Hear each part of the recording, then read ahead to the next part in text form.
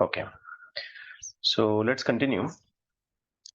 हम लोग magnetic fields due to electric current इस पर्टिकुलर चैप्टर के साथ अपनी सीरीज ऑफ लेक्चर में आगे बढ़ रहे थे और प्रीवियस कपल ऑफ लेक्चर्स में हमने बियो सर्वोट लॉ देखा, वायर के लिए मैग्नेटिक इंडक्शन कैसे निकालते हैं, करंट कैरिंग वायर के लिए इस पर थोड़ा सा काम किया और साथ साथ ये भी देखा कि करंट कैरिंग आर्क अगर है तो उसके लिए मैग्नेटिक इंडक्शन कैसे निकालते हैं। ना इस लेक्चर में वैसे तो हमको कुछ स्किल्स एक्वायर करने हैं, सीखने हैं कि अलग-अलग शेप्स और अलग-अलग काइंड ऑफ अरेंजमेंट्स अगर हमारे सामने आती हैं तो हम उनके लिए मैग्नेटिक इंडक्शंस को किस तरीके से लिखें। तो right hand thumb rule apply करना होगा और अलग-अलग शेप्स के लिए जो एलिमेंटल कैलकुलेशंस हैं जैसे कि वायर है या आर्क है, उसके लिए हमें इंडिविजुअल मैग्नेटिक फील्ड्स लिखने होंगे एंड सो ऑन। एक वेक्टर कैलकुलेशन पूरा करने के बाद हमको फिर फाइनल आंसर मिलेगा। बट बिफोर दैट मैं बिल्कुल हल्का-फुल्का सा एक रिवीजन आपके सामने रखता हूँ ताकि कोई फॉर्मूला हमारे माइंड से मिस ना हो। ओके, तो जो कंडीशंस हमने ऑलरेडी कवर की हैं जैसे कि एक फाइनाइट वायर अगर मैं इस्तेमाल करता हूँ, एक ऐसी वायर जिसकी लेंथ हमें कंप्लीटली पता है और इसमें करंट I चल रहा है और किसी पर्टिकुलर पॉइंट P पर आपको मैग्नेटिक इंडक्शन इसका फाइंड आउट करना है जो कि एक वेक्टर क्वांटिटी है। तो हम ये देखते हैं कि सबसे पहले तो हम ये देखते हैं कि इसका परपेंडिकुलर डिस्टेंस वायर से कितना है, क्योंकि जो भी कैलकुलेशन होगा, जो भी फॉर्मूला बनेगा उसमें परपेंडिकुलर डिस्टेंस ही हमें लिखना है। उसके बाद दोनों एंड से हमने पॉइंट ऑफ कंसिडरेशन के लिए जॉइनिंग लाइंस बना देनी है। एंगल्स एक क्लॉकवाइज सेंस में आएगा और एक एंटी क्लॉकवाइज सेंस में आएगा। आप जानते हैं कि ये वाला एंगल हम लिखते हैं थीटा 1 और जो दूसरा वाला एंगल है उसे हम लिखते हैं theta 2। This is the perpendicular distance और ऐसी सूरत में जो मैग्नेटिक इंडक्शन आता है वो हम लिखते हैं mu not I upon 4 pi r and then in bracket we continue sin of theta 1 plus sin of theta 2। now in a case अगर यही वायर जो है हमारी इनफाइनाइट हो जाती है to the both the ends, plus infinity से minus infinity, तो बस इतना सा कैलकुलेशन आपने अपने जहन में लाना है कि थीटा 1 और थीटा 2 ये दोनों वैल्यूज जो हैं ये 90 डिग्री हो जाते हैं। करेक्ट है ना? क्योंकि बच्चों अगर ये एंड ऊपर की तरफ खिसकता जाएगा तो ये जो ब्लैक लाइन है जिसको हमें ज्वाइन करना है ये और ज्यादा सीधी और ज्यादा सीधी और ज्यादा सीधी होते होते इन्फिनिटी के हिसाब से तो बिल्कुल वर्टिकली निकालनी पड़ेगी, तो थीटा 1 थीटा 2 दोनों 90 डिग्री हो जाएंगे। And in such situation if you complete with the calculation तो मैग्नेटिक इंडक्शन आ जाएगा mu naught I divided by 2 pi r। Because आप थीटा 1 थीटा 2 साइन के कैलकुलेशंस में यहाँ पे 90 डिग्री पुटअप करें तो 1 + 1 that will become 2, after cancellation this will become 2 pi r। फिर इसके साथ साथ मैंने कुछ और छोटे मोटे केसेस भी यहाँ पे बताए थे जैसे कि सेमी इनफाइनाइट वायर अगर हमारे पास है। सेमी इनफाइनाइट का मतलब यहाँ पे ये है कि एक एंड एटलीस्ट हमको पता है वायर का और जो हमारा पॉइंट ऑफ कंसिडरेशन है वो एग्जैक्टली एक एंड के ही सामने आ जाता है और ये डिस्टेंस अगर r है तो ऐसी सूरत में हम इसका मैग्नेटिक इंडक्शन जब लिखेंगे तो बच्चों हम ये लिखते हैं mu not I divided by 4 pi r। And let me tell you कि इन दिस सिचुएशन थीटा 1 तो हो जाएगा 0 लेकिन थीटा 2 ये हो जाएगा पाई/2 यानी कि 90 डिग्री। करेक्ट है ना? फिर अलग-अलग और कैलकुलेशंस मैंने स्पेशल केसेस इसमें बताए हैं। अब मैं उतना पूरा रिवाइज तो नहीं करूंगा लेकिन इसमें एक और चीज है कि अगर कोई पॉइंट ऑफ कंसिडरेशन हम ले लेते हैं जिसमें जो पॉइंट ऑफ कंसिडरेशन है अगर वो एग्जैक्टली वायर पर आ जाता है, वायर की बॉडी पर आता है या कहीं ऐसी जगह पर आता है जो वायर की अलोंग द लेंथ है पॉइंट, ठीक है? जैसे कि ये पी पॉइंट हो गया, ये क्यू पॉइंट हो गया, ये अलोंग द लेंथ है।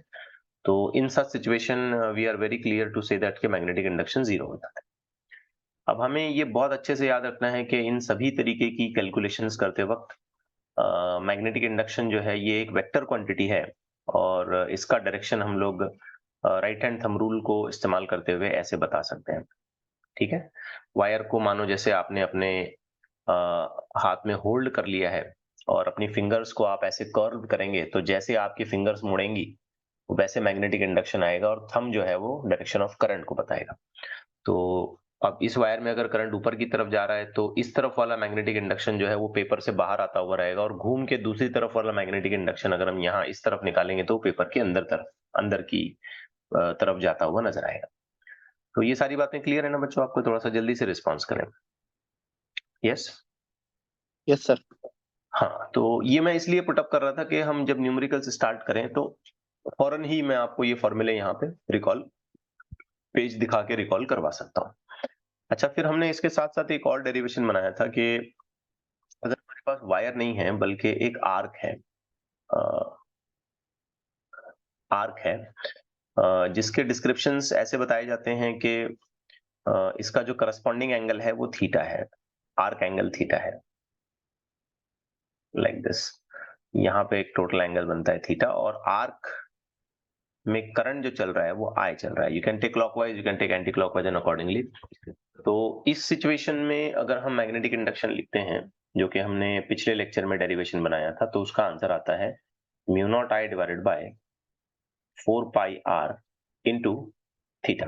बस इतना ही याद रखना है हमने, mu not I divided by 4 pi r into theta. अब ये थीटा जितना भी होगा बेस्ड ऑन सिचुएशन, थीटा हम रेडियन में यहाँ पे पुटअप करेंगे। 60 डिग्री आ जाता है तो पाई बाई 3 पुटअप कर लेंगे, अकॉर्डिंगली 90 डिग्री आ जाता है तो पाई बाई 2, 45 के लिए पाई बाई 4। मतलब कहने का मतलब ये है कि रेडियन में जो भी वैल्यू थीटा की बनती है हम वो यहाँ पे पुटअप करेंगे। अब इसी चीज को बच्चों अगर हम एक्सप्लोर करते हैं और हम ये कहते हैं कि हमारे पास आर्क की बजाय एक पूरा लूप है, पूरा लूप है, और उसके सेंटर पे हमने मैग्नेटिक इंडक्शन को फाइंड आउट करना है, ये पॉइंट पी, और इसका रेडियस जो है ये आर है, और इसमें करंट क्लॉकवाइज या एंटी क्लॉकवाइज जैसा भी आप अज्यूम करना चाहते हैं वैसे चल रहा है। तो बस आपने इस सिचुएशन में ये सोचना है कि थीटा इस जगह पे हो जाएगा 2 पाई, ठीक है, क्योंकि यही आर्क बढ़ते बढ़ते बढ़ते बढ़ते जो है ना वो पूरे लूप का शेप ले लेगा। So theta will take a value of 2 pi, and in such situation अगर हम मैग्नेटिक इंडक्शन को फाइनलाइज करना चाहते हैं तो बस थीटा की जगह पे आपने 2 पाई पुटअप करना है, तो कैलकुलेशन बड़ा ही आसान हो जाएगा। इस केस में हमको मिलेगा mu naught I divided bye 2r, अगर ध्यान से देखा जाए तो, ठीक है। अब इसमें बच्चों मैंने एक और केस आपके सामने ये रखा था कि ये नंबर ऑफ लूप्स ज्यादा भी हो सकते हैं, मतलब एक साथ 10-12 लूप बना दिए, 50, 100, 150, 200 लूप बना दिए एक ही जगह पे, वायर को बार बार घुमा के अगर नंबर ऑफ लूप्स हमने ज्यादा बना दिए फॉर n लूप्स, तो in case the magnetic induction इस सिचुएशन में आ जाएगा बच्चों mu not an I divided bye 2r। लेकिन मैं इस फॉर्मूले का एक और एडवांटेज यूज करता हूं कि n को मैं, जरूरी नहीं ऐसा है कि n को हम इंटीजर ही माने, तो इसे मैं एज ए एडवांटेज लेता हूं कि अगर मान लो आधा लूप आता है, हाफ लूप आता है, तो n की जगह पे हाफ पुटअप कर लो ना आप, तो हाफ अगर पुटअप करोगे तो यहाँ पे कैलकुलेशन हो जाएगा mu naught I divided bye 4r। अगर अ क्वार्टर ऑफ लूप आता है, मतलब 1/4 ऑफ अ लूप आता है, तो n की जगह पे आप 1/4 पुटअप कर लो। तो अक्सर हम ये देखते हैं ना कि n को हम इंटीजर मान के फिर नंबर ऑफ लूप्स ज्यादा हैं तो ही इस्तेमाल करते हैं, लेकिन मैं इसमें रिवर्स भी सोच रहा हूँ कि अगर n फुल लूप ना होते हुए आधा या 1/4 या 1/6 या 1/3 ऐसा कोई भी लूप बन रहा है, पूरी आर्क पूरा लूप बन ही नहीं रहा है, बल्कि 1/3 या 1/4 या 1/6 या हाफ या ऐसा कुछ बन रहा है, तो n की जगह पे वो फ्रैक्शनल वैल्यू भी आप इस्तेमाल कर लें तो भी ये फॉर्मूला इस केस में वैलिड रहेगा, कोई दिक्कत नहीं होगी। ठीक है। अब हमें यहाँ भी एक चीज अच्छे से समझनी है कि इस केस में मैग्नेटिक इंडक्शन दिखाते वक्त हम क्या करते हैं, अपनी उंगलियों को जो है ना राइट हैंड की जब हम मोड़ते हैं तो उससे हम करंट बताते हैं, और थंब से हम क्या बताते हैं, मैग्नेटिक फील्ड बताते हैं, करेक्ट है। जैसे आप देखिए इस लूप में मैग्नेटिक फील्ड कहाँ जा रहा होगा, आप बता सकते हैं मुझे करंट के पॉइंट ऑफ व्यू से? अगर करंट ऐसे एंटी क्लॉकवाइज चल रहा है मान लो, तो इसमें मैग्नेटिक फील्ड कहाँ जा रहा होगा? बाहर। बाहर की तरफ, वेरी गुड, शाबाश। तो हम इसका जो रिप्रेजेंटेशन है वो ऐसे कर सकते हैं कि यहाँ magnetic field as a vector ये बाहर की तरफ है, ठीक है। ऑफ कोर्स हमारा कैलकुलेशन सेंट्रल पॉइंट पर है, लेकिन मैं रिप्रेजेंटेशन बस यहाँ पे ऐसे कर रहा हूँ एज अ डायरेक्शन। तो फिंगर्स की टिप से जो है ना हम ऐसे करंट को इमेजिन करते हैं, और फिर थंब की डायरेक्शन से हम मैग्नेटिक फील्ड बताते हैं और ये कहते हैं कि भाई ये मैग्नेटिक फील्ड पूरा बाहर जा रहा है। आप जितना confidently right hand thumb rule apply कर पाएंगे, उतना ही कॉन्फिडेंटली और उतना ही करेक्टली आप मैग्नेटिक फील्ड और उसकी डायरेक्शन को पहचान पाएंगे। इसलिए आप जब ये काम कर रहे होंगे, पढ़ाई कर रहे होंगे या इवन इन द एग्जामिनेशन, तो उस वक्त आप क्या करें, इसको रिप्रेजेंट करने की कोशिश करें, ठीक है। सिचुएशन को अपने हाथ से फिजिकली उसको रिप्रेजेंट करने की कोशिश करें ठीक है, दिमाग में नहीं करें, बाकायदा फिजिकली उसको अपना हाथ यूं मोड़ करके उसको बनाने की कोशिश करें, तो वो जल्दी समझ में आ जाएगा हमको और हम क्लिक कर पाएंगे कि एग्जैक्टली यहाँ डायरेक्शन कैसा चल रहा है। ओके, अब आइए आगे बढ़ते हैं और आज का हमारा सबसे पहले तो एक डेरिवेशन हमें कवर करना है और डेरिवेशन होने के बाद फिर हम कंटिन्यू कर पाएंगे। Just a second. ओके, सो एक बड़ा ही इंपॉर्टेंट डेरिवेशन है जो in my opinion theory examination में भी जो है ना तकरीबन 3 to 4 मार्क का वेटेज इसमें बनता है। तो केयरफुली पहले इस डेरिवेशन को हम पूरा करते हैं। इससे एडिशनल पार्ट ऑफ डेरिवेशन की फॉर्मूलीज तो हमारे यहाँ पे डेवलप हो चुके हैं जो ज्यादातर के हमको यूज करने वाला है, लेकिन ये थियोरेटिकल पॉइंट ऑफ व्यू से एक एडिशनल डेरिवेशन है। इसमें हमें क्या करना है, मैग्नेटिक फील्ड निकालना है due to current carrying circular loop, लेकिन हमें पॉइंट ऑफ कंसिडरेशन जो है ना उसके एक्सिस पे करना है, सेंटर पे नहीं करना है। एक्सिस पे पॉइंट कंसिडर करना है। अब तक के ये सारे कैलकुलेशंस में हमने क्या किया था कि जब भी हम मैग्नेटिक इंडक्शन लिख रहे थे पर्टिकुलरली लूप के लिए, तो हमारा जो पॉइंट ऑफ कंसिडरेशन है उस लूप का सेंटर हुआ करता है, मतलब यहाँ पे हमने पॉइंट को मानना होता है और इस लूप के लिए या इस आर्क के लिए हम मैग्नेटिक इंडक्शन यहाँ लिखने वाले होते हैं सेंटर पे। लेकिन अब हम सेंटर पे नहीं करेंगे, हम करेंगे एक्सिस पे। तो आइए समझते हैं इस पूरी सिचुएशन को कि ये कैसा है। सबसे पहले बच्चों हम एक लूप बना लेते हैं। लेट्स से कि ये एक लूप है हमारे पास ऐसा बड़ा सा। बहुत ही इंटरेस्टिंग सा डेरिवेशन है, बड़े ध्यान से समझना, गौर से सुनना। और हमारा ये मानना है कि भाई इसमें कुछ करंट चल रहा होगा। सो एज पर सिचुएशन आप यहाँ पे कुछ करंट का डायरेक्शन दिखा सकते हो लाइक दिस। आप कह सकते हो कि यहाँ पे ये करंट ऐसे जा रहा है and it will be just moving like this. It is a kind of anti-clockwise direction of current. मानो जैसे मैंने लूप को ना ऐसे पेपर पे बनाया है, हॉरिजॉन्टल प्लेन में रखा है लूप को। ठीक है, ये फील हो रहा है आपको? हॉरिजॉन्टल प्लेन में हमने लूप को रखा है, हमने ऐसे इसको इमेजिन किया है। क्लियर हो रही है बच्चों बात ये? Yes sir. अब इस लूप का कहीं ना कहीं सेंटर होगा और अगर हम इसका रेडियस क्लेम कर लें तो हम कह सकते हैं कि भाई इसका रेडियस जो है ना इस तरीके से अगर हम ड्रॉ करें तो हम कह सकते हैं कि इसका रेडियस r है। अब पहले तो हमें ये क्लेरिफाई करना होगा कि एक्सिस मतलब कौन सी लाइन। तो बच्चों एक्सिस मतलब एक ऐसी लाइन जो सेंटर से पास होती है और प्लेन ऑफ द लूप को जो है ना परपेंडिकुलर होती है। सेंटर से पास हो रही है लेकिन प्लेन ऑफ द लूप को कैसी है, परपेंडिकुलर है, तो इसे हम कहते हैं एक्सिस। अब हमें एक पॉइंट कंसिडर करना है जो इस एक्सियल लाइन पर कहीं भी हो सकता है, हालांकि सेंटर में भी हो सकता है लेकिन हमको सेंटर छोड़ के कोई भी दूसरा पॉइंट कंसिडर करना है। तो एक्सियल लाइन पर कहीं भी आपने एक पॉइंट कंसिडर किया, लेट्स इमेजिन कि मैंने यहां पे एक पॉइंट कंसिडर किया इधर, ठीक है। और ये जो पॉइंट ऑफ कंसिडरेशन है इसे मैं फिलहाल कॉल कर लेता हूं P। ये सेंटर ऑफ द लूप से यानी कि पॉइंट O से लेट्स से कि Z इतनी डिस्टेंस पे है, लेट्स से, ठीक है। मैं ये टर्मिनोलॉजीज वैसे यूज कर रहा हूं जैसे अपनी टेक्स्ट बुक में दिए हैं। तो Z इतनी गैप पर ये पॉइंट हमने कंसिडर किया है। अगर मैं ये पॉइंट एग्जैक्टली सेंटर पे ही कंसिडर कर लेता तो Z का वैल्यू 0 हो जाता, बस इतनी सी बात है। तो सेंटर छोड़ के कहीं भी आप अपना पॉइंट कंसिडर करें। अब हमें निकालना है कि यहाँ पे मैग्नेटिक इंडक्शन कितना होगा और कैसे होगा। तो ये काम मैं डायरेक्टली नहीं कर सकता क्योंकि पूरी लूप की वजह से बहुत सारा मैग्नेटिक इंडक्शन यहाँ पर पहुंचने वाला है, बहुत सारा। इधर के सेक्शन से भी आएगा, इधर के सेक्शन से भी आएगा, ये पीछे के सेक्शन से भी आएगा, ये सामने के सेक्शन से भी आएगा। तो मैं एट वंस इसका कैलकुलेशन नहीं कर सकता। तो इसके लिए हम क्या करेंगे, सिंपल सी टेक्निक जो हमें हमेशा अडॉप्ट करते हैं, एक छोटा सा लेंथ एलिमेंट चॉइस कर लेंगे हम और मैंने इसका नाम दिया dl। और हम ये देखेंगे कि इस लेंथ एलिमेंट की वजह से पॉइंट P पर कितना मैग्नेटिक इंडक्शन आ सकता है। तो इसको पहले हम ज्वाइन करा देते हैं क्योंकि जिस एलिमेंट के लिए हमें कैलकुलेशन करना है उसका रिस्पेक्टिव डिस्टेंस हमें लेना है। ऑफ कोर्स यहाँ पे ये जो इंक्लिनेशन बन रहा है ये थीटा है, ध्यान रहे। ये इंक्लिनेशन जो है ना रेडियस के साथ इस लाइन का इंक्लिनेशन थीटा है, लेंथ एलिमेंट के साथ इसका इंक्लिनेशन थीटा नहीं है, रेडियस वाली लाइन के साथ इसका इंक्लिनेशन थीटा है। अब बच्चों अगर मैं बियो-सवार्ट लॉ यूज करता हूं और dB लिखता हूं, magnetic induction due to element d l, तो मैं कैसे लिख पाऊंगा? तो बहुत ध्यान से देखें। इसके लिए बड़ा ही सिंपल सा कैलकुलेशन है बच्चों। हम सीधे सीधे लॉ यूज करते हैं, and we have mu not upon 4 pi, then we have I, and then d l, and then we have sine 90 divided by, let's say कि बेटा ये वाला डिस्टेंस आर है, तो मैं यहाँ पे आर स्क्वायर लिखूंगा। अब मैं जान रहा हूं कि आपको कंफ्यूजन इस बात का हो रहा होगा, सर ने यहाँ पे 90 क्यों लिखा, मैंने यहाँ पे 90 क्यों लिखा? ये कंफ्यूजन जेन्युइन कंफ्यूजन है, कोई प्रॉब्लम नहीं है, बिल्कुल सिंपल सा कंफ्यूजन, ठीक है। कंफ्यूजन, लेकिन मैं सिंपल क्यों बोल रहा हूँ अभी आपको समझ आ जाएगा। आप सोच रहे होंगे कि यहाँ पे थीटा लिखना चाहिए, नहीं बेटा ये थीटा नहीं है, यहाँ पे 90 ही आएगा। क्यों? क्योंकि जब हम ये एंगल यहाँ लिखते हैं ना, तो ये जो लाइन ज्वाइन हो रही है उसमें और लेंथ एलिमेंट के बीच में लिखते हैं।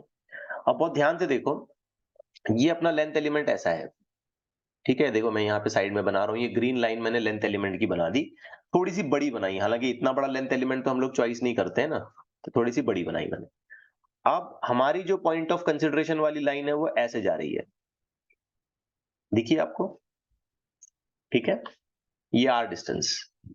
अब आप खुद सोचें ना कि ये वाली लाइन और ये लेंथ एलिमेंट में जो करस्पॉन्डिंग एंगल मुझे मेजर करना है वो तो इधर मेजर करना है, सही है ना। ये देखिए वीडियो में, ये लेंथ एलिमेंट मेरी फिंगर है मान लो, और ये अपनी ब्लैक वाली लाइन जो अपन टच कर रहे हैं। अब ये जो ब्लैक वाली लाइन चल रही है ना, उसमें और मेरी फिंगर में अगर मैं एंगल निकालूंगा तो कितना एंगल आएगा? देखिए, दिख रहा है आपको बेटा? 90. 90 डिग्री है, बिल्कुल। Everyone is convinced to this point ना? Yes, sir. हाँ, तो बच्चों इसके लिए अगर हम ये इक्वेशन पूरी कर लेते हैं विद 90 डिग्री, तो हमारे पास आंसर आ जाएगा mu not upon 4 pi, and बेटा ये हो जाएगा आई डीएल साइन 90 तो 1 हो गया into r square. So this way we will just complete it. But अब हमारे सामने एक चैलेंजिंग बात ये आएगी कि इसका डायरेक्शन क्या होगा, ये मैग्नेटिक इंडक्शन का डायरेक्शन क्या होगा। तो बेटा ध्यान से देखो, ये जो लेंथ एलिमेंट है इसमें करंट, इसको एक छोटी स्ट्रेट वायर की तरह इमेजिन करो आप, ठीक है। अब इसमें करंट आप फिंगर से दिखाओगे ऐसे, जस्ट थंब से आप करंट दिखाओगे ऐसे, तो मैग्नेटिक इंडक्शन देखो, फिंगर देखो ऐसे जा रही है। So if I just represent the magnetic induction, it can be represented something like this. Just try to realize this. Video में देखो ऐसे, दिखा? थंब से करंट दिखाऊंगा मैं, क्योंकि मैं अब उसको छोटी सी लाइन वायर की तरह इमेजिन करूंगा, मैं उसको स्ट्रेट कंडक्टर की तरह इमेजिन करूंगा, तो मैं थंब से करंट दिखा रहा हूं, तो ये थंब से करंट जा रहा है। अब मैग्नेटिक इंडक्शन P वाले पॉइंट पे तो ऐसे आएगा ना, दिखा? Just confirm your answer please, because if you are not clear with this, तो फिर आगे पढ़ाने में कोई मजा नहीं रहेगा। यस, कंफर्म हुआ ये? फिंगर के टिप्स Yes. देखो ऐसे डायरेक्शन में जा रहे हैं ना, तो बस हम उसकी सेंस को पकड़ेंगे ऐसा, वो बाद में घूम के ऐसे पूरा घूम के ऐसे चलेगा, चक्कर चलाएगा बाद में घूम के, लेकिन उस जगह पे अगर हम देखेंगे, बेसिकली ये घूम के ना पूरा ऐसे आएगा, ये ऐसे चलेगा इस सेगमेंट के हिसाब से, इस जगह पे। तो फिलहाल इस पॉइंट पे तो ऐसा होगा ना डायरेक्शन, बाद में ऐसा घूमेगा, ऐसा घूमेगा, ऐसा घूमेगा, ऐसा घूमेगा, ऐसा घूम के ऐसे वापस आ जाएगा मैग्नेटिक इंडक्शन। और मैग्नेटिक इंडक्शन हमेशा लूप बनाता है, याद रखो, पूरा लूप बनाता है वो। लेकिन इस पॉइंट पे अगर मैं चेक करूंगा तो ऐसा आएगा बच्चों। Yes, sir. अब हम क्या करेंगे, एक बड़ा इंपॉर्टेंट सा काम हम यहाँ पे करने वाले हैं। इस डीबी के दो कंपोनेंट हम लोग बना देंगे, एक ऐसा एक्सिस को पैरेलल और दूसरा ऐसा जो एक्सिस को परपेंडिकुलर है, और यहाँ पे आएगा हमारा एंगल थीटा। ये बिल्कुल इजीली ज्योमेट्रिकली इस बात को प्रूव किया जा सकता है, इसमें ज्यादा हम वक्त खर्च नहीं करेंगे, आप इसको याद रखो कि ये थीटा है तो ये भी थीटा हो जाएगा। अब बेटा ये जो कंपोनेंट है ना, ये वाला, इस कंपोनेंट को हम कहेंगे डीबी पैरेलल कंपोनेंट। पैरेलल किसके लिए, किस पॉइंट ऑफ व्यू से हम बोल रहे हैं? एक्सिस को पैरेलल। Magnetic line. नहीं Yes. नहीं नहीं नहीं, एक्सिस को पैरेलल, एक्सिस की लाइन के साथ ये कंपोनेंट पैरेलल आया ना। Yes. हाँ, और ये कंपोनेंट क्या कहलाएगा जरा सोचो? DB Perpendicular. परपेंडिकुलर। किस पॉइंट के हिसाब से हम इसको परपेंडिकुलर बोल रहे हैं?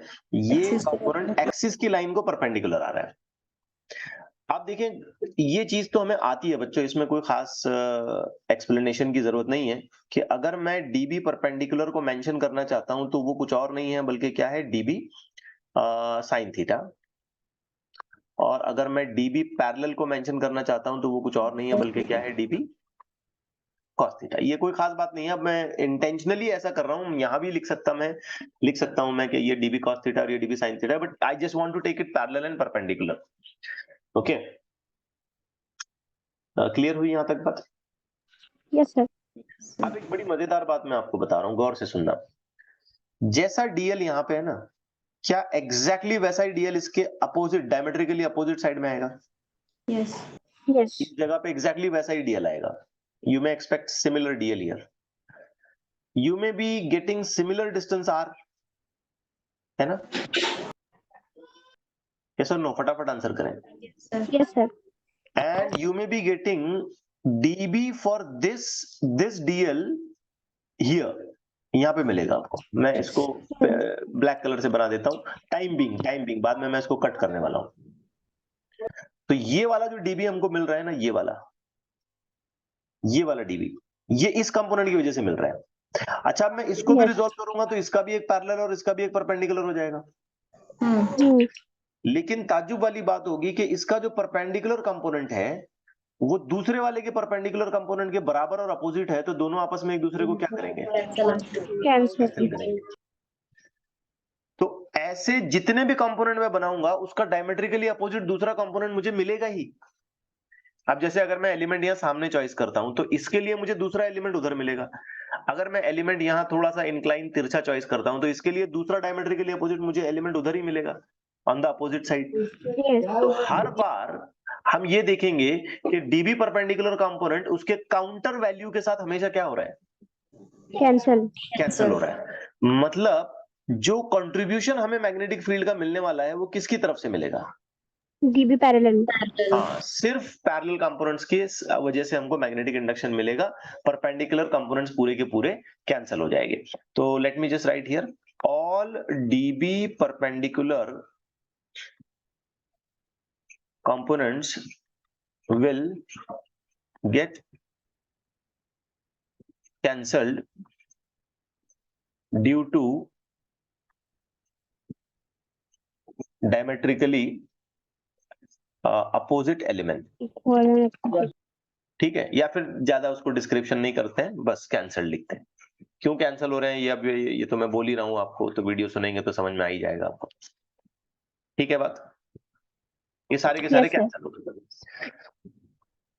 तो कंट्रीब्यूटरी जो है वो कौन है? पैरेलल है। अब हमें निकालना है टोटल मैग्नेटिक इंडक्शन। बच्चों ऐसे बहुत सारे DL DL DL DL DL DL DL element पूरी रिंग पर बनेंगे, Yes.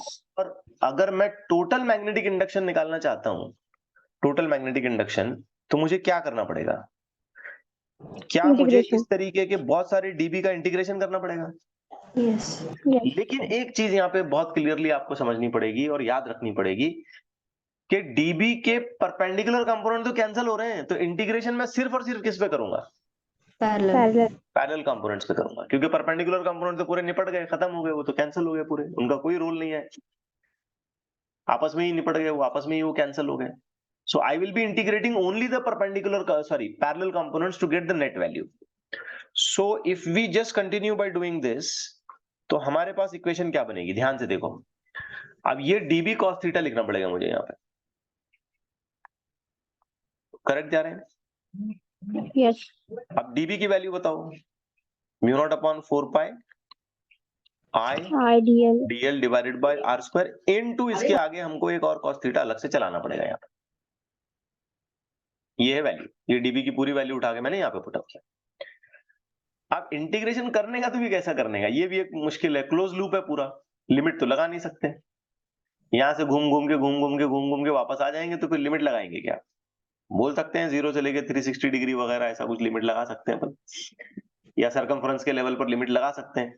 तो इसको हम सबसे पहले थोड़ा सा सिंप्लीफाई करने की कोशिश करेंगे। कैसे सिंप्लीफाई करेंगे? तो इस डायग्राम की ज्योमेट्री यूज करते हैं। देखो यहाँ पे एक राइट एंगल मिला आपको ऐसा, Yes. पाइथागोरस के अकॉर्डिंगली अगर आप मुझे बताएं तो हम आर स्क्वायर के लिए क्या लिख सकते हैं? Capital R square plus Z square. Very good, हम लिख सकते हैं r square plus z square, यानी कि आर के लिए हम लिख सकते हैं r square plus z square raise to half. Half. अच्छा, इसी ट्रायंगल में अगर मैं थोड़ी ट्रिग्नोमेट्री यूज करता हूं, थोड़ी सी ट्रिग्नोमेट्री, और आपसे ये पूछता हूँ कि भाई cos थीटा क्या लिख सकते हैं? तो small r by sorry capital r small r, है ना? इसी ट्रायंगल में अगर मैं cos थीटा लिखता हूँ तो ये हो जाएगा capital r divided by small r. I hope आपको ये दिखाई दे रहा है एकदम साफ साफ। यस और no? Yes. Okay, now small r की वैल्यू पुट अप करें यहाँ पे। तो cos theta will take r square plus z square raise to half, square root है बेसिकली। अब हमने ये दो वैल्यूज ऐसे ही टाइम पास के लिए नहीं बनाई है, हमने क्यों बनाई होंगी सोचो ये दोनों वैल्यूज? इंटीग्रेशन में पुट अप। हाँ, हमें क्या करना है, इसको इंटीग्रेशन में लाके पुटअप करना है। तो उससे पहले मैं क्या करता हूँ, चलो पहले पुटअप कर लेते हैं, फिर आगे का काम बाद में करेंगे। So b will be equal to integration, ये हो गया mu not upon 4 pi, this will be i and then dl। अब r स्क्वायर हटाओ, r square plus z square, cos square हटाओ और उसकी जगह लिखो r divided by r square plus z square raise to half. अब ये जो दोनों ब्रैकेट्स हैं, इन ब्रैकेट्स पे बहुत अच्छे से ध्यान दो। तो इस ब्रैकेट की पावर 1 है और उसके बाजू वाले ब्रैकेट की पावर हाफ है, तो इसको सॉल्व करने पे आंसर क्या मिलेगा? Raise to 3/2। Very good. by 2. तो ये हो जाएगा बेटा ब्रैकेट का power 3/2, because 1 plus half will become 3/2 और ये इंटू आर साथ में चल रहा है, don't worry about that. Clear हो गई बात अच्छे से? Yes. Yes. Yes, sir.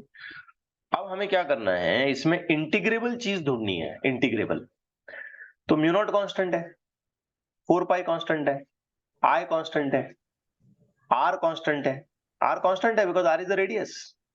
In fact तुम Yes. ध्यान से देखो तो z भी कांस्टेंट है, क्योंकि जो मैंने पॉइंट कंसीडर कर दिया उसमें z तो बिल्कुल फिक्स डिस्टेंस माना जाएगा ना। जब तक हम ये लोकेशन चेंज नहीं करते हैं तब तक तो z भी चेंज नहीं होगा, मतलब गिवन कैलकुलेशन के लिए z भी कांस्टेंट है।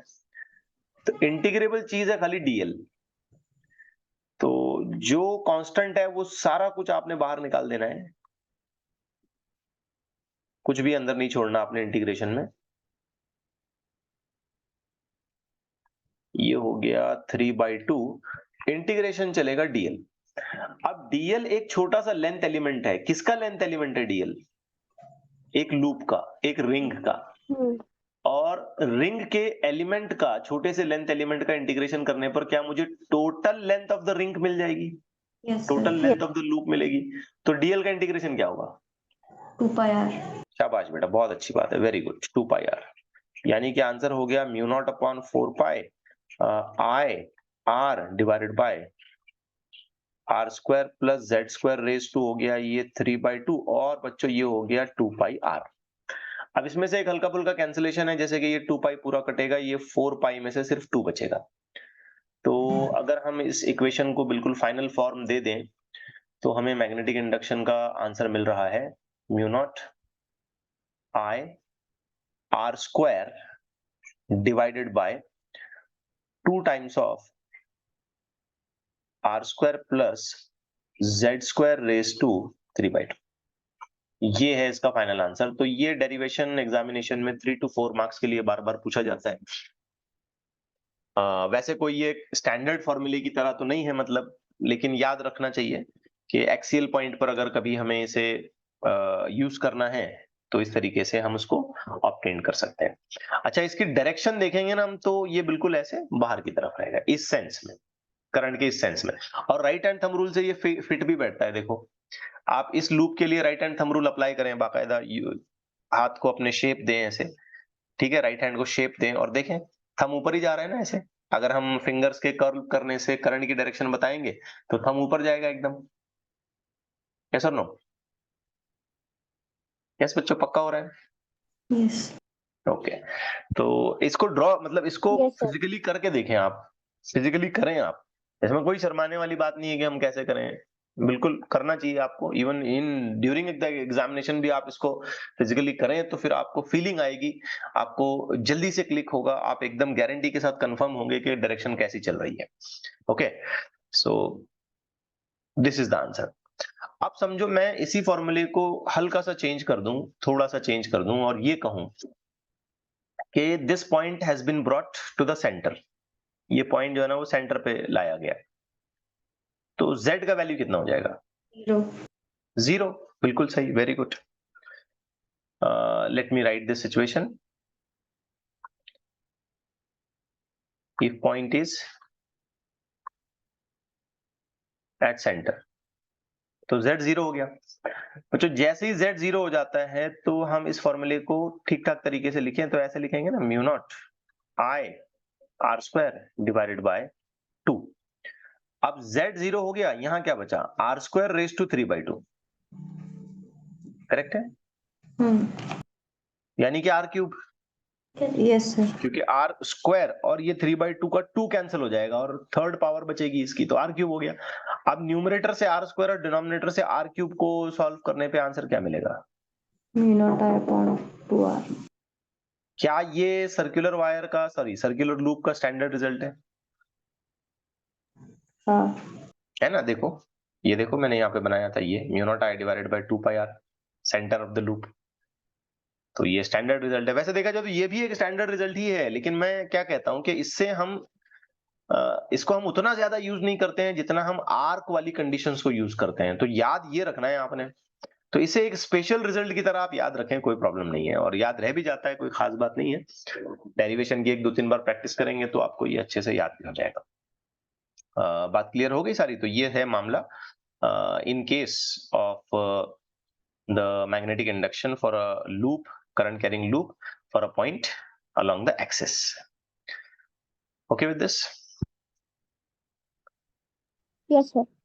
चलिए अब थोड़ा और आगे बढ़ते हैं, और एक बड़ी ही इंटरेस्टिंग सी चीज मैं आपको समझाना चाहता हूं, और वो है representation of magnetic lines for a current loop. ये क्वेश्चन हमारे थियोरी एग्जाम में भी आ सकता है 2 मार्क्स के लिए. करंट के लूप के लिए मैग्नेटिक इंडक्शन की लाइंस को ड्रॉ करके बताएं कि कैसी बनती है. ठीक है? तो यहाँ पे आपको राइट हैंड थंब रूल में जितनी परफेक्शन होगी उतने अच्छे तरीके से आप ये रिप्रेजेंटेशन कर सकते हैं. सबसे पहले तो मैं आपको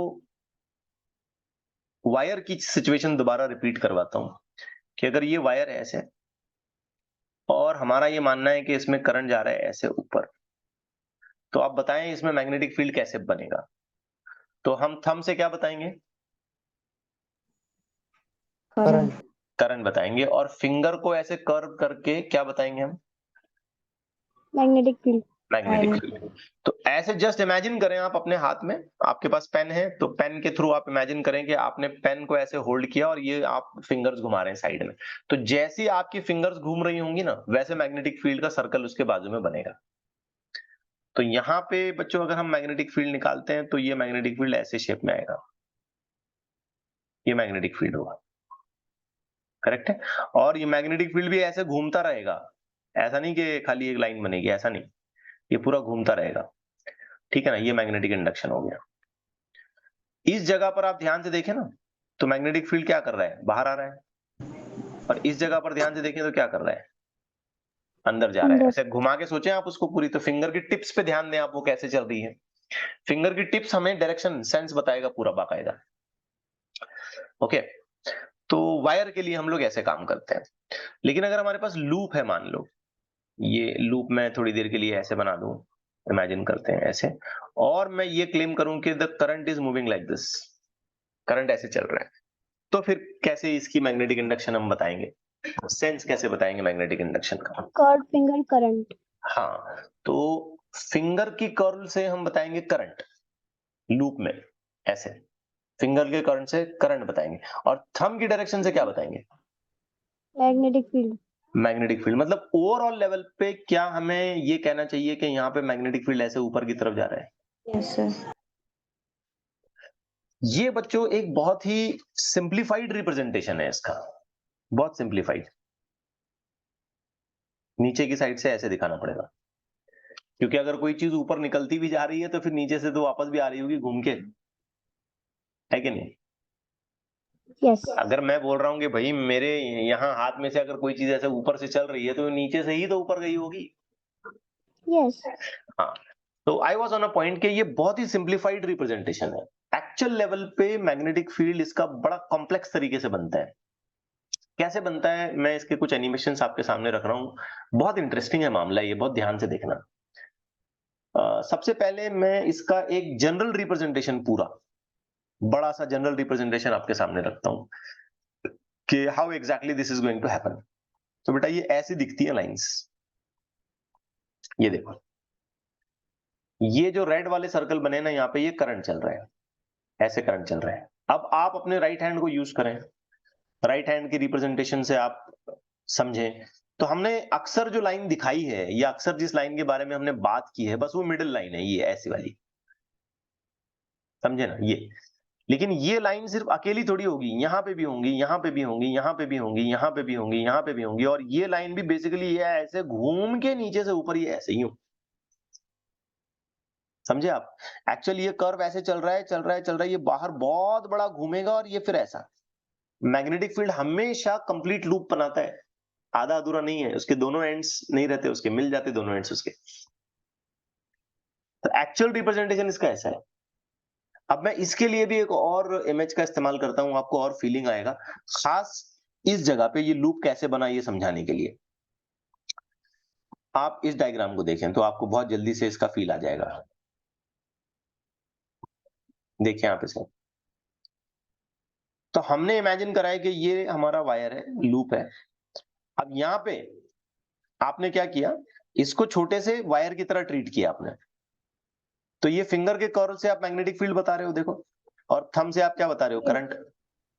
आई ना बात समझ में। इसको यहाँ पे वायर की तरह ट्रीट करने का, लूप की तरह नहीं, ताकि हमें समझ में आए। तो ये ऐसे घूम रहा है ना, इधर दिख रहा है, Yes. सुनो बेटा। अच्छा, यही करंट कैरी करते करते करते उधर गया, तो तुमने राइट हैंड ऐसे होल्ड किया, फिर थंब अंदर उधर जा रहा है आगे, थंब ना बेटा इधर आगे जा रहा है, तो ये फिंगर तुम ऐसे घुमाओगे, समझे। तो ये फिंगर के लूप ऐसे बनेंगे।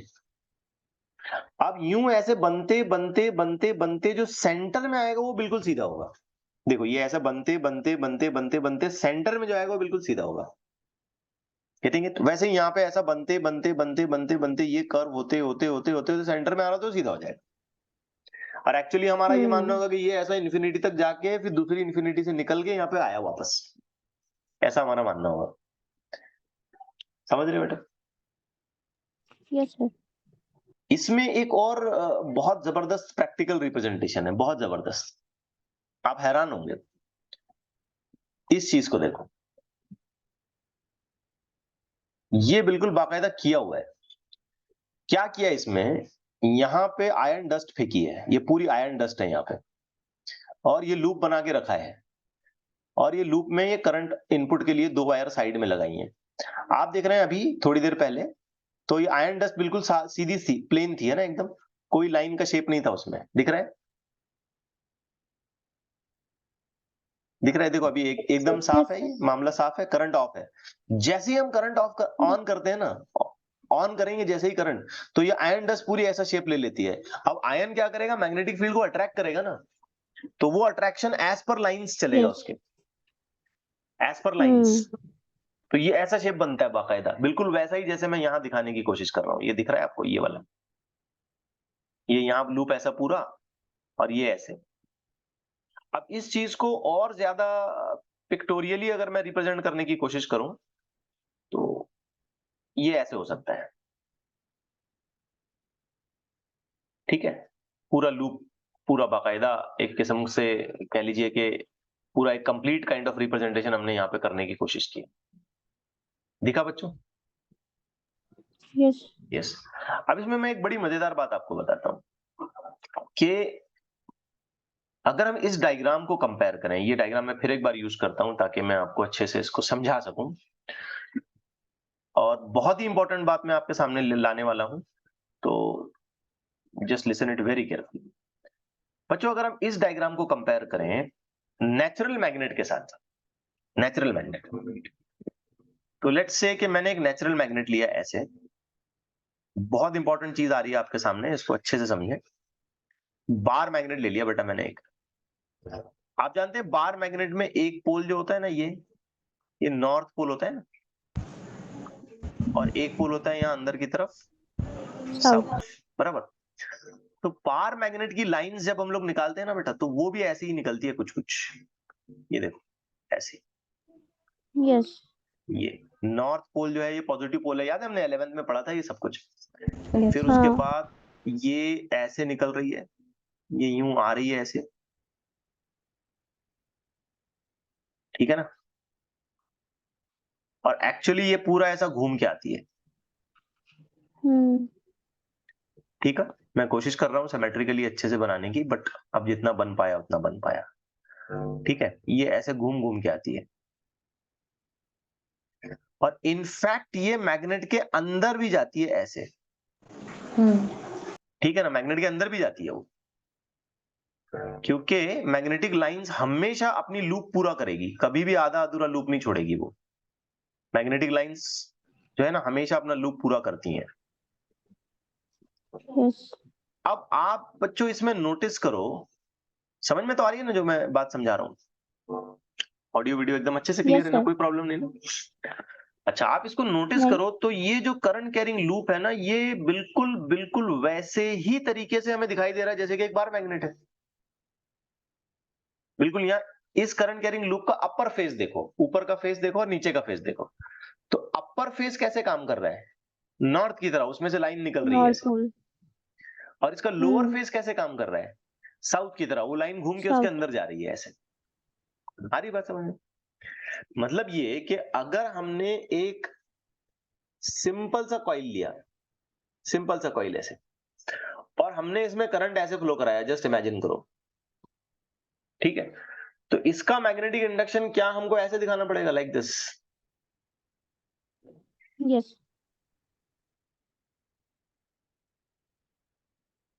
ठीक है, फील कर पा रहे हो? और ये यहां से घूम के ऐसे वापस अंदर, ठीक है ना, ये निकला, ये अंदर जा रहा है, ये अंदर जा रहा है, ये इसके अंदर जा रहा है, ये अंदर जा रहा है, ये अंदर जा रहा है, ये बाहर आ रहा है, ये बाहर आ रहा है, ये ऐसे बाहर, फिर ये घूम के अंदर। तो इसके ऊपर का फेस हमको कैसा नजर आएगा मैग्नेट के पॉइंट ऑफ व्यू से? North pole. नॉर्थ की तरह। तो ऊपर का फेस हमको ऐसा नॉर्थ की तरह नजर आएगा, नीचे का फेस हमको कैसे नजर आएगा? South pole. साउथ की तरह, क्योंकि वो सारी मैग्नेटिक फील्ड की लाइंस उसके अंदर घुस रही हैं। तो जहां मैग्नेटिक Yes. फील्ड की लाइंस अंदर पेनिट्रेट करती हुई नजर आ गई, वो साउथ हो गया। और जहां मैग्नेटिक लाइंस हमें बाहर निकलती हुई नजर आ गई, स्टार्ट होती हुई नजर आई, ओरिजिन होती हुई नजर आई, तो वो नॉर्थ हो गया। समझे नहीं समझे? Yes. तो एक करंट कैरिंग लूप में और एक बार मैग्नेट में ज्यादा फर्क नहीं है, they are just identical in respect to their behavior, in respect to the representation of the lines of forces, magnetic induction की लाइंस ऑफ फोर्सेस के हिसाब से। और बाकायदा ये लूप के अंदर से भी जाएंगी, जैसे ये मैग्नेट के अंदर से जा रही है ना, तो ये लाइन इस तक पहुंच रही है, मतलब यहां से आ गई है। जस्ट टू शो, मैं ऐसे इसको डॉटेड करके दिखा देता हूँ, ये आगे कंटिन्यू भी कर रही है ऐसे ऐसे। आया बेटा समझ में? Yes, sir. Now let me show you a very important representation, very important representation. Suppose for example आप एक कॉइल के फेस को देख रहे हो, ठीक है, कॉइल के फेस को देख रहे हो, और बेटा मेरा ये मानना है कि इसमें जो करंट चल रहा है ना, ये एंटी क्लॉकवाइज चल रहा है, ऐसे एंटी क्लॉकवाइज करंट इसमें चल रहा है। तो बताओ इसमें से लाइंस ऑफ फोर्स का क्या मामला होगा? बाहर आता हुआ नजर आएगा कि अंदर जाता हुआ नजर आएगा? बाहर. बाहर आता हुआ, पक्की बात है एकदम। Yes. मतलब ये फेस मुझे कैसा दिखाई देगा, कौन से पोल के जैसा दिखाई देगा? North. North pole. नॉर्थ। बिल्कुल सही, ये फेस मुझे नॉर्थ की तरह दिखाई देगा। तो मैं इसे कुछ हद तक ऐसे बना देता हूं,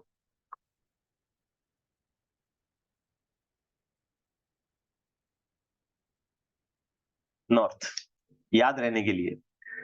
एंटी क्लॉकवाइज करंट जब कॉइल में जाता है तो कॉइल का वो फेस नॉर्थ बनता है। समझे बात को? अच्छा, अब हमारे पास ऐसा ही एक कॉइल का फेस हम देख रहे हैं, लेकिन हमारा ये मानना है कि इसमें जो करंट चल रहा है ये क्लॉकवाइज चल रहा है, clockwise in the sense of घड़ी, in the sense of clock. तो इसमें मैग्नेटिक इंडक्शन कहां जाएगा? अंदर जाएगा, बाहर आएगा? राइट हैंड थंब रूल से चेक करो। तो राइट हैंड थंब रूल से चेक करेंगे तो अंदर जा रहा है। अब अंदर जाता है जिस जगह पर मैग्नेटिक इंडक्शन की लाइंस जो है, मैग्नेटिक फील्ड की लाइंस जो है वो पेनिट्रेट कर रही हैं, अंदर घुस रही हैं, वो वाला रीजन, वो वाला पोर्शन, वो वाला फेस कैसे पोल की तरह बिहेव करेगा? South. South. साउथ पोल की तरह बिहेव करेगा। तो श्योरली इसका मतलब ये हुआ कि ये साउथ पोल का बिहेवियर दिखा रहा है। तो बस याद रहे, इसके हिसाब से मैं इसको ऐसे लिखता हूं। तो ये एस के हेड्स को मैंने एरो दे दिया, नॉर्थ के एन को भी मैंने एरोज दे दिया, तो समझ में आ जाएगा ये क्लॉकवाइज है, और यहाँ देखो ये एंटी क्लॉकवाइज है। और एंटी क्लॉकवाइज में एन आता है, एन मतलब नॉर्थ पोल बनेगा, दैट्स इट। अब क्लॉकवाइज में साउथ कहाँ आ रहा है, एस नहीं आ रहा है, ऐसा बोलो मत प्लीज। एक बार नॉर्थ आइडेंटिफाई हो गया तो दूसरा क्या हो जाएगा? साउथ होगा ना Understandable. दूसरा। हाँ, तो कौन सा फेस नॉर्थ बनेगा? Anti-clockwise. हाँ, जिस फेस में करंट एंटी क्लॉकवाइज चलता हुआ नजर आता है वो फेस नॉर्थ पोल की तरह बिहेव करेगा। और कौन सा फेस साउथ पोल बनेगा? Clockwise. हाँ, जिसमें क्लॉकवाइज चलता है। अब ये बड़ी ताज्जुब वाली बात है, बहुत अजीब बात है। मैं चाहता हूं कि आप इसमें थोड़ा सा सोचें, अच्छे से सोचें। मैं कह रहा हूं कि मेरे पास एक ही कॉइल है, एक ही कॉइल है मेरे पास, और करंट ऐसे चल रहा है। अब करंट तो एक ही डायरेक्शन में चलेगा, अब एक कॉइल है तो करंट तो ऐसे ही चलेगा जैसा उसे चलना है। लेकिन दो बंदे उसको ऑब्जर्व कर रहे हैं। एक बंदा जो है ना ऐसे ऊपर से देख रहा है इसको, ये ऊपर से देखने वाला बंदा, और एक बंदा इसको नीचे से देख रहा है, ये नीचे से देखने वाला बंदा। ऊपर से देखने वाले बंदे को ये करंट कैसा दिखेगा? North. नहीं नहीं, करंट कैसा दिखेगा? क्लॉकवाइज क्या एंटी क्लॉकवाइज? ऊपर से देख रहा है ऐसे, Anti-clockwise. एंटी क्लॉकवाइज दिखेगा। देख लो, Yes. Yes. है ना? तो ऊपर से Yes, sir. देखने वाले बंदे को ये फेस, एक ही कॉइल का ऊपर वाला फेस। अब जैसे एक, अब ये हाथ तो मेरा एक ही है, एक फेस ऊपर है एक फेस नीचे है ना, तो ऊपर Yes. वाला फेस कैसा नजर आया उसको? Anti-clockwise.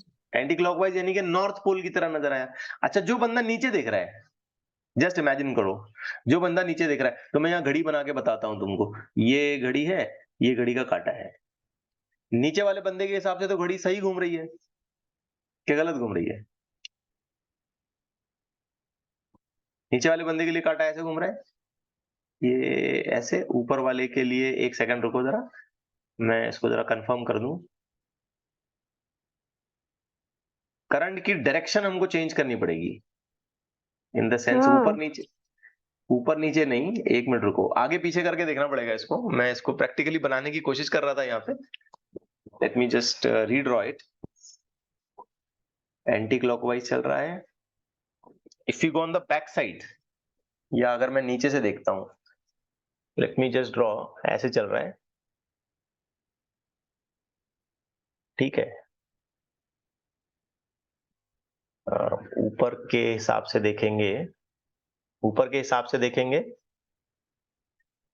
अपोजिट साइड में, ये ऊपर नीचे करके नहीं, ऐसे हॉरिजॉन्टली देखना पड़ेगा। ऐसे देखो आप, ऐसे देखो, ऐसे। Let me just make my video large. तो ये पोजीशन से उतना ज्यादा क्लियरली हम समझ नहीं पाएंगे, अब मुझे थोड़ा सा इसके लिमिटेशंस महसूस हो रहे हैं ऑनलाइन के। वीडियो में बड़ा करके आपको दिखाता हूं यहाँ पे। ठीक है, अब ये हाथ है अपना, दो बंदे खड़े हैं, इमेजिन करो, एक इधर और एक इधर।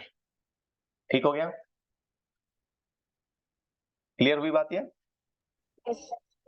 अब करंट ऐसे चल रहा है, मान लो ऐसे। तुम खुद भी कर लो ये चीज, तुम खुद भी कर लो। तो इधर से अगर मैं देखूंगा, इधर से, तो मुझे क्लॉकवाइज दिख रहा है। Yes. और अगर मैं इधर से देखूंगा तो वही मोशन मुझे एंटी क्लॉकवाइज दिखेगा। हाँ. सेम मोशन एक साइड से मुझे क्लॉकवाइज दिखेगा तो दूसरे साइड से एंटी क्लॉकवाइज दिखेगा। If I see on the other side, तो घड़ी तो ऐसे चलेगी ना, लेकिन ये करंट तो ऐसे जा रहा है। तुम खुद कर लो, ट्राई करो इसको। देखो ये यूं घुमा रहे हैं हम ऐसे, तो इधर से देख रहा हूं 12 1 2 3 4 क्लॉकवाइज चल रहा है इधर से। Yes. अब मैं इधर देखूंगा तो 12 के बाद एक इधर साइड आएगा ना, इधर इधर इधर ऑन द राइट साइड आएगा ना, हाँ लेकिन मैं तो उल्टा जा रहा हूं। मतलब एक ही हाथ का मोशन, एक ही डायरेक्शन का motion from one side clockwise लगेगा तो फ्रॉम अदर साइड कैसे लगेगा? Anti clockwise. एंटी क्लॉकवाइज लगेगा, करेक्ट है ना? यस। मैं उस चीज को फिर एक बार बनाने की कोशिश करता हूं। Let's try, let's try. Video clear हुआ मेरा? स्क्रीन दिख रही है आपको बच्चों? यस। Let's try. ये बड़ी मजेदार चीज है एक्चुअली, देखा जाए ना। लेट्स से कि ये ऐसा लूप है,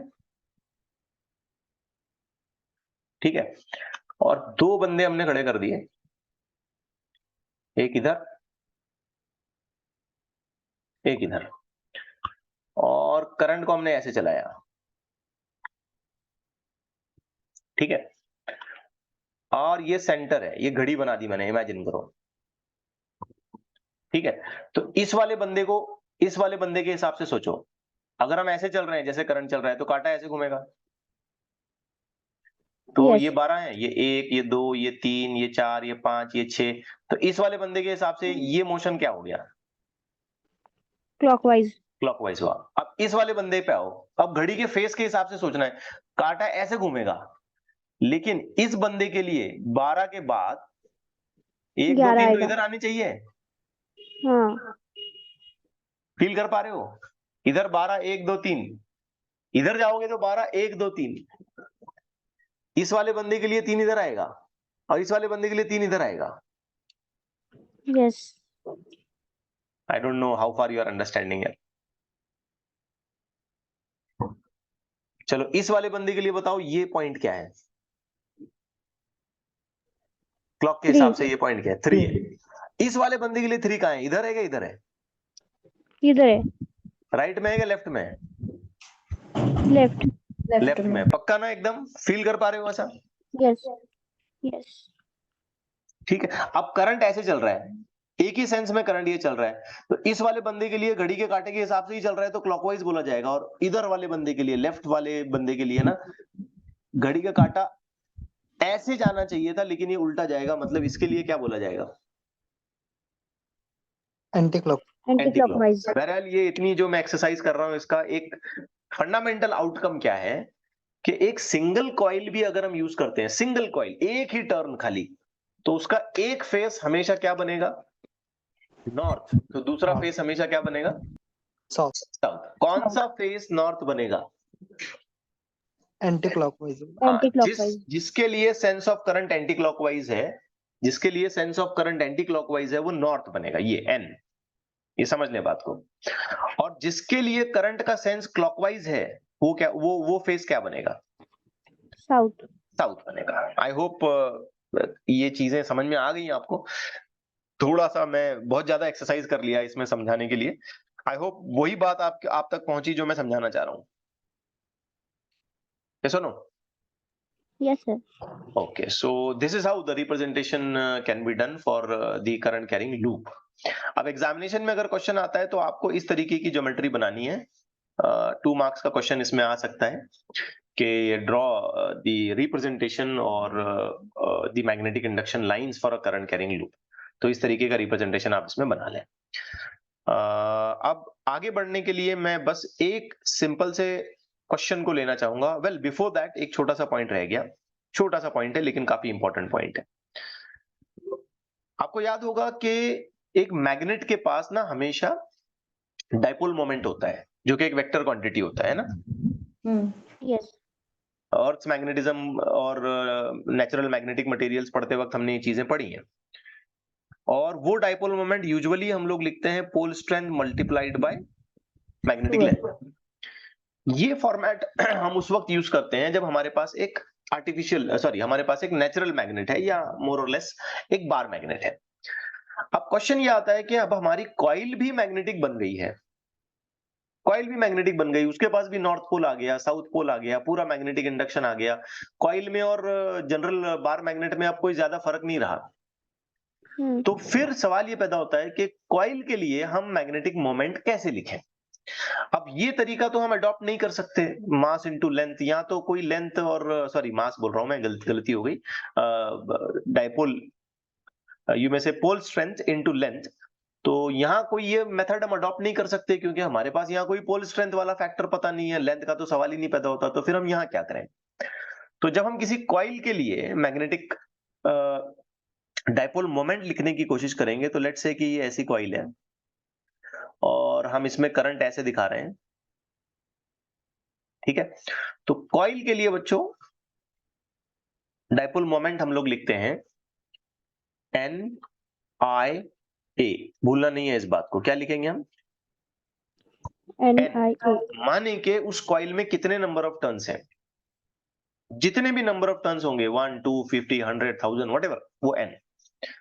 आई मतलब उसमें कितना करंट चल रहा है, और ए का मतलब है कि उसका एरिया कितना है, ज्योमेट्रिक एरिया कॉइल का। अब जैसे ये सर्कुलर कॉइल है तो पाई आर स्क्वायर उसका एरिया हो जाएगा। फिर हम अपने आप से ही सवाल करेंगे, यार ये तो एक वेक्टर क्वांटिटी होता है, ये तो वेक्टर क्वांटिटी है। बार मैग्नेट में हम बाकायदा बता सकते हैं कि भाई ये साउथ से नॉर्थ की तरफ डायरेक्टेड होता है, तो हम बाकायदा इसमें लिख सकते हैं कि विद इन द मैग्नेट हम इसकी डायरेक्शन ऐसे बता दें। यहां कैसे बताएं? तो सिंपल है, राइट हैंड थंब रूल से। Using right hand thumb rule, क्या इसका मैग्नेटिक डायपोल मोमेंट हमको ऐसे ऊपर दिखाना पड़ेगा? Yes. यस। तो राइट हैंड थंब रूल से हम इसका मैग्नेटिक इंडक्शन निकालेंगे, और हमने कुछ भी गलत नहीं किया, साउथ से नॉर्थ की तरफ ही जा रहा है, क्योंकि इस हिसाब से सोचेंगे तो ऊपर का फेस अपना एंटी क्लॉकवाइज है, नॉर्थ पोल, नीचे का फेस साउथ पोल, तो साउथ से नॉर्थ की ही तरफ जा रहा है। लेकिन हम उतना कॉम्प्लिकेट करके नहीं सोचेंगे, हम डायरेक्ट बोलेंगे कि भाई ये magnetic induction right hand thumb rule से, सॉरी मैग्नेटिक डायपोल मोमेंट हमने राइट हैंड थंब रूल से बता दिया। ठीक है, फॉर्मूला जरा रिपीट करो, क्या है फॉर्मूला मैग्नेटिक डायपोल मोमेंट का इस केस में? N I A. N is the total number of turns used in the coil, I is the current and A is the area. अच्छा, आपको याद है हम इसका यूनिट क्या लगाते हैं? एम्पियर मीटर स्क्वायर, याद है? यूनिट क्लास 11th में पढ़ाते वक्त मैंने आपको ये कहा था कि एम्पियर मीटर स्क्वायर यूनिट है। उस वक्त तो यहाँ एम्पियर मीटर स्क्वायर दूर दूर तक दिखाई नहीं दे रहा था। अब समझ में आया एम्पियर मीटर स्क्वायर किस हिसाब से आया? आई से एम्पियर बन गया और ये एरिया से बना metre square. Getting it? Yes. तो ये इसका यूनिट है, और ये आपने बहुत अच्छे से याद रखना है, क्योंकि ये हम आगे चल के बहुत रिगरसली यूज करने वाले हैं। इधर ही नहीं, अगले चैप्टर में इलेक्ट्रोमैग्नेटिक इंडक्शन में भी हम इसको बहुत ज्यादा रिगरसली यूज करेंगे। आगे गैल्वेनोमीटर की वर्किंग कंडीशन को समझते वक्त भी हम इसको बहुत रिगरसली यूज करेंगे। छोटा सा फॉर्मूला है, रिपीट करें, N I A. N is the number of turns, I is the current and A is the area of the coil, and area as per geometry. कल चल के हम रेक्टेंगुलर कॉइल इस्तेमाल करेंगे तो अकॉर्डिंगली एरिया लिखना पड़ेगा, ट्रायंगुलर कॉइल इस्तेमाल करेंगे तो अकॉर्डिंगली एरिया लिखना पड़ेगा। तो I just highlight this point, insist on this point कि area as per geometry of the coil. Getting the point? Yes. Yes. So इतना हमें समझना था। अब इसमें हमने 2-3 बड़ी अहम बातें देखी कि रिप्रेजेंटेशन कैसे करें। ये क्लियर हो गया बच्चों सबको अच्छे से? Yes. Yes, sir. यस। फिर एक बड़ा डेरिवेशन भी हमने देखा। I was actually interested to take few numericals to calculate the magnetic induction, but time does not allow us now to continue. We are just finishing with our 1 hour. तो ये सारे formulae की आप अच्छे से प्रैक्टिस करेंगे, and in the coming class हम इन सभी फॉर्मूलीज को बहुत वर्सटाइल लेवल पर अप्लाई करने वाले हैं, और अलग अलग टाइप ऑफ ज्योमेट्रिकल शेप्स को इस्तेमाल करते हुए हम उसके मैग्नेटिक इंडक्शंस को पता करेंगे फॉर द गिवन पॉइंट्स। ठीक, रुक जाए फिर यहाँ पे। But Yes, sir. I repeat, ये सारे फॉर्मूलीज जो मैंने आपको बताए, चाहे वो स्ट्रेट वायर के लिए हो, finite, semi infinite, completely full infinite है, अलोंग द लेंथ है, एट द एंड है, एंड से हट के थोड़ा सा कहीं है, या फिर आर्क है, या लूप है, या एक्सियल पॉइंट है, ये सारे फॉर्मूलीज आपको बहुत अच्छे से याद हो जानी चाहिए बाय कमिंग लेक्चर, ताकि हम नेक्स्ट लेक्चर में अलग अलग शेप्स के लिए जब मैग्नेटिक इंडक्शन को कैलकुलेट करें तो हमें जरा बराबर भी तकलीफ ना हो, हम सीधा फॉर्मूला उठाएं, आंसर निकालें, और राइट हैंड थंब रूल आपने ठीक से अप्लाई करना है। ओके, चलिए ठीक है, फिर मैं समझता हूं यहाँ पे हम रुक जाते हैं। वन मोर पॉइंट ये समझ पाए आप ये? मैं थोड़ा सा इसको लेके फिक्रमंद हूँ। यस, ये समझ पाए आप कि एक पर्सन के लिए क्लॉकवाइज हो जाएगा, दूसरे के लिए एंटी क्लॉकवाइज हो जाएगा, वही चीज। Yes, Yes. चलिए मैं आपको एक छोटा सा होमवर्क दे देता हूँ इस केस में। एक ट्रांसपेरेंट पेपर ले लें, बटर पेपर आता है ना, ट्रांसपेरेंट पेपर ले लें, और ये होमवर्क सबने करना है, सीरियसली करना है इस बात को। और उस ट्रांसपेरेंट पेपर पे आप एक सर्कल ड्रॉ करें। अब वो पेपर ट्रांसपेरेंट रहने की वजह से, बटर पेपर रहने की वजह से क्या होता है, दोनों साइड से दिखेगा ना। स्केच पेन से बना लें, स्केच पेन से बनाएंगे तो और शार्पली दिखेगा हमको, दोनों साइड से दिखेगा। अब एरोज दे दें, उस पर करंट की एरोज अपनी मर्जी से दे दें, क्लॉकवाइज दे दें, एंटी क्लॉकवाइज दे दें, कोई टेंशन नहीं। अब उस पेपर को एक साइड से देखें, और आपके फ्रेंड को या आपके भाई या बहन है, छोटी बहन भाई जो भी रहेगा, उसको दूसरे साइड से देखने के लिए बोले। तो एक साइड से बच्चों को क्लॉकवाइज सेंस अगर नजर आता है ना, सेम जो डायरेक्शन आपने दी है, दूसरे साइड से बाकायदा आपको वो एंटी क्लॉकवाइज नजर आएगा। आप ये करके देखें, ठीक है? और इसका एक छोटा सा व्हाट्सएप वीडियो बना के मुझे भेज, या इमेज निकाल के आप मुझे बताएं, या छोटा सा व्हाट्सएप वीडियो बनाएं और मुझे आप उसका व्हाट्सएप कर दें, ठीक है? आई मे Yes. Share that on my YouTube channel, ठीक है? मैं शेयर करूंगा यूट्यूब चैनल पे, अगर अच्छे तरीके से आपने उसको बनाया है तो मैं उसको अपलोड करूंगा, और इस वीडियो के डिस्क्रिप्शन में उसकी लिंक भी लगा दूंगा मैं, ठीक है? Is it okay? Yes. Yes. रुक जाए फिर? Yes, sir.